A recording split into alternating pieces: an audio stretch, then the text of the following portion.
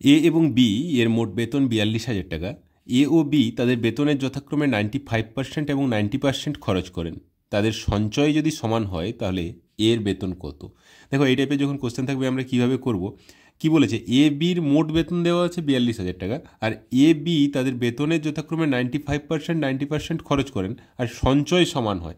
যদি সঞ্চয় সমান হয় তাহলে এ 95% খরচ করেন, তাহলে সঞ্চয় কত হয়? 5%। আর বি 90% খরচ করেন, মানে সঞ্চয় হচ্ছে 10%। তাহলে এ এর সঞ্চয় হচ্ছে 5%, বি এর সঞ্চয় হচ্ছে 10%। তাহলে আমরা বলতে পারি এ এর 5% ইকুয়ালস টু বি এর 10% অ্যাকর্ডিং টু দিস, যেহেতু সঞ্চয় সমান। এবারে বোথ সাইড দেখো পার্সেন্ট পার্সেন্ট কেটে দিচ্ছি 5 2-এ, তাহলে এ ইকুয়ালস টু 2b পাচ্ছি, বা এ বাই বি ইকুয়ালস টু 2/1ও বলতে পারি। আর এটা ইকুয়ালস টু আমি লিখতে পারি 2:1, a/b ইকুয়ালস টু 2:1, ডাইরেক্ট লিখে দিলাম এখানে। তাহলে এর বেতন চেয়েছে, তাহলে এর বেতন কত হবে? 2/2 + 1 3 ইন্টু 42,000, 14,000 ইন্টু 2, দ্যাট ইজ 28,000 হয়ে যাবে অ্যান্সার। নেক্সট দেখো কি বলেছে, কোনো পরীক্ষায় পরীক্ষার্থীদের 85% ইংরেজিতে এবং 80% অঙ্কে পাশ করেছে।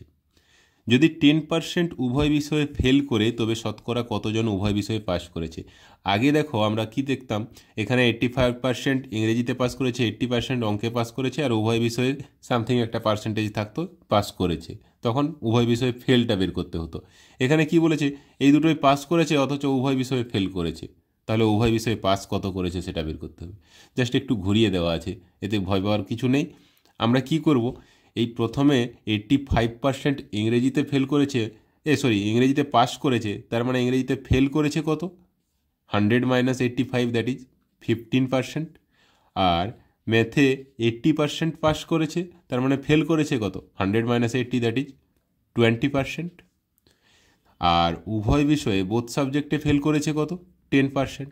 তাহলে এবারে আমরা সূত্র লাগাতে পারি যে 100 - 15 + 20 -10, এত পার্সেন্ট উভয় বিষয়ে পাস করেছে।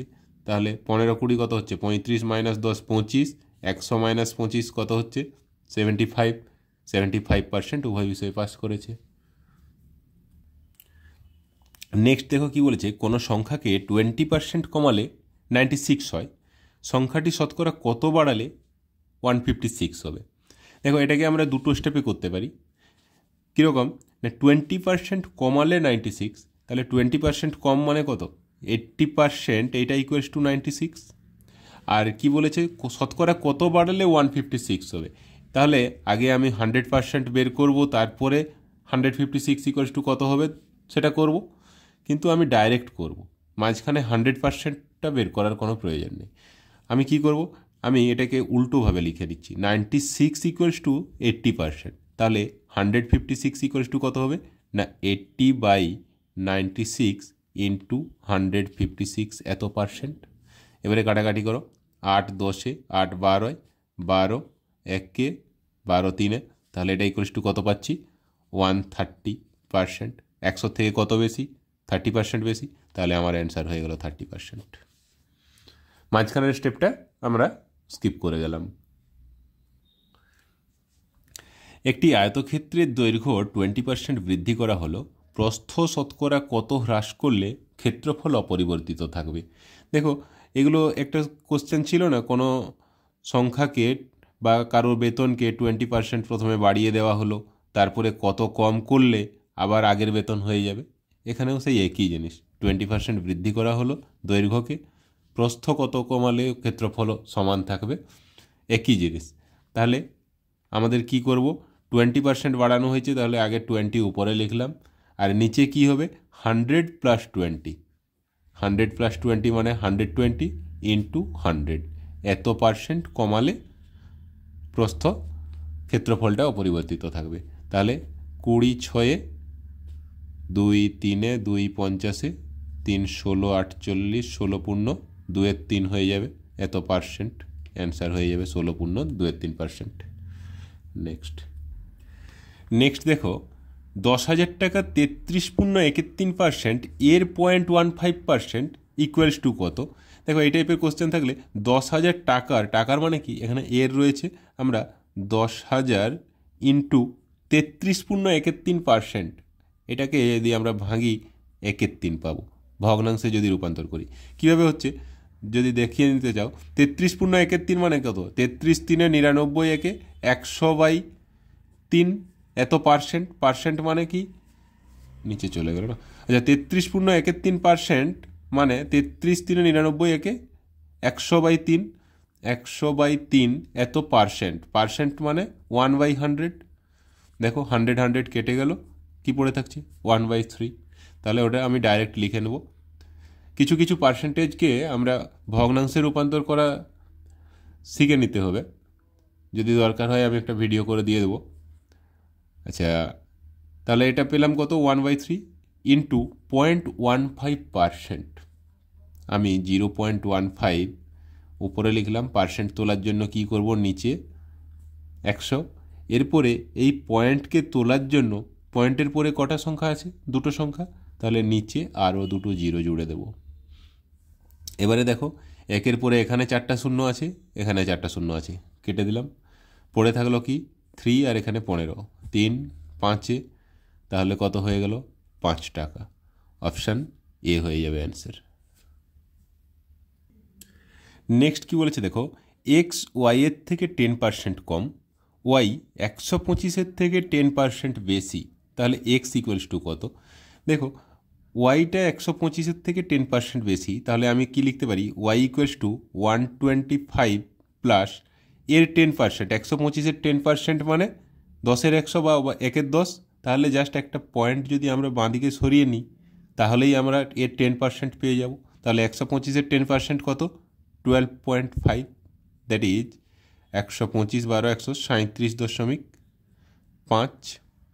এবারে কি বলেছে না, এক্স ওয়াইয়ের থেকে 10% কম। আচ্ছা, এর 10% মানে ওয়াইয়ের ভ্যালু এটা পেলাম, এর থেকে 10% কম, তাহলে এর 10% ইকুয়ালস টু কত?